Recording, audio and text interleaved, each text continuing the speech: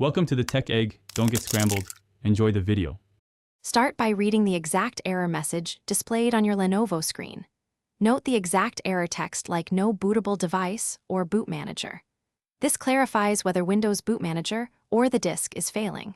Next, confirm whether your Lenovo uses UEFI or legacy BIOS in your model settings.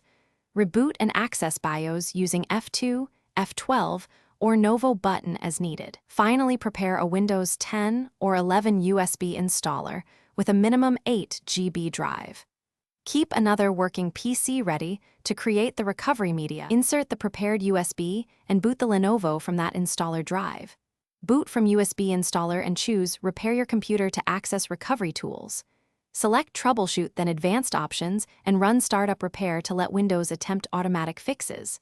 If automatic repair fails, open Command Prompt from Advanced Options to use manual commands. Run bootrec commands step by step and check for errors after each command.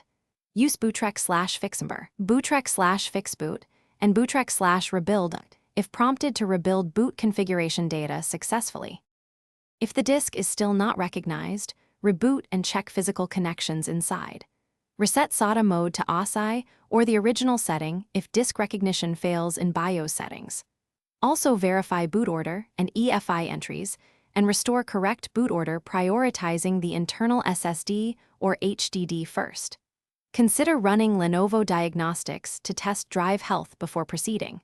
If bootrec and repairs do not work, backup your files using WinPE or external enclosure.